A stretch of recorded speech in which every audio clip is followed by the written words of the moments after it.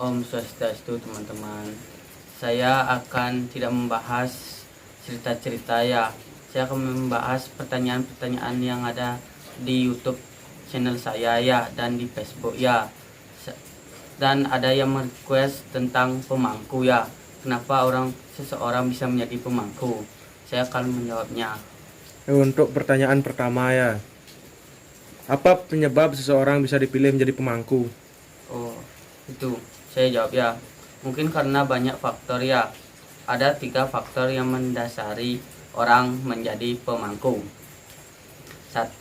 Faktor keturunan. Biasanya kalau faktor keturunan didasari oleh orang tua, keluarga yang pernah menjadi pemangku. 2. Faktor niskala. Biasanya karena sering kemasukan ide betari yang ada di suatu pura. Ketiga, faktor mimpi. Kalau ini biasanya seseorang akan didatangi oleh sosok ancangan yang ada di pura atau sanggah tersebut. Lanjut untuk pertanyaan selanjutnya, pertanyaan kedua. Apakah bisa menolak menjadi seorang pemangku? Tidak, karena setiap orang yang dituduh menjadi seorang pemangku kalau menolak hanya akan diberikan waktu 3 hari untuk hidup oleh. Karena itu, jangan pernah menolak kalau sudah dipilih menjadi pemangku. Untuk pertanyaan ketiga ya, ada berapa jenis atau nama atau gelar seorang pemangku? Banyak sekali. Yang pertama, mangku Prajapati yang bertugas di Pura Prajapati di setiap setra atau sema.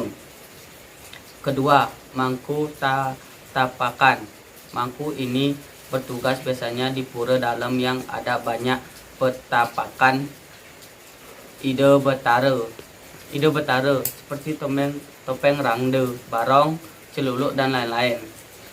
Dan masih banyak jenis mangku yang ada di pulau-pulau yang ada agama Hindunya.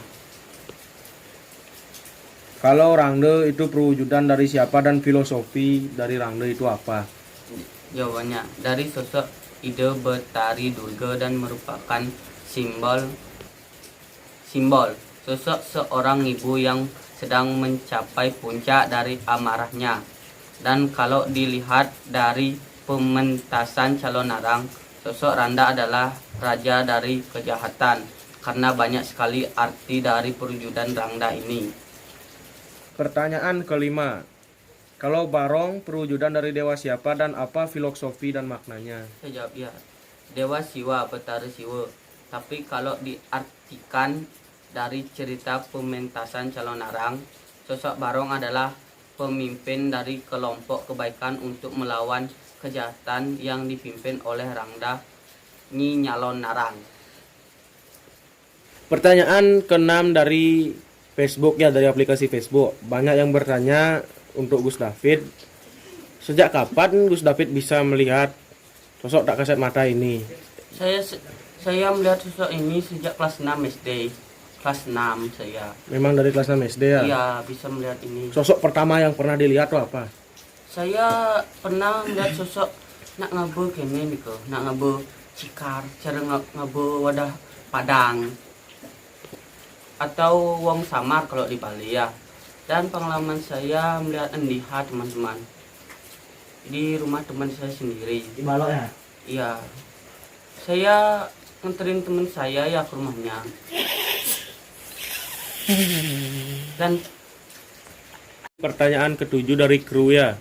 ya, Pertanyaan ketujuh ini dari para kru mau bertanya, apakah Gus David nggak malu kelihatan mukanya lo di YouTube? enggak malu saya. Saya tidak malu ya melihat saya ada di YouTube ya.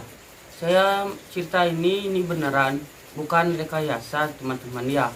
Ini beneran cerita saya. Jadi semua video yang ada di channel ini semuanya tidak ada unsur rekayasa, nggak ada apa-apanya. Ya betul. Pure dari kenyataan Gus David sendiri.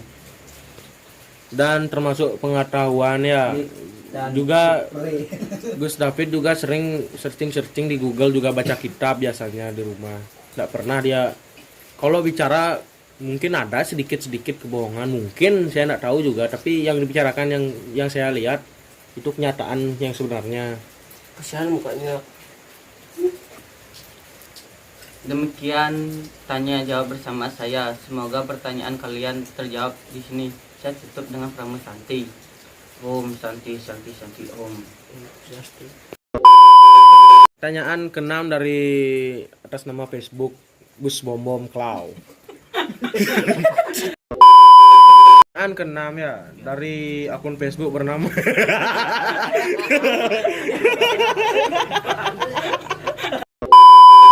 Pertanyaan keenam dari aplikasi Facebook ya, banyak yang bertanya dari cicing sih anak awak bangka.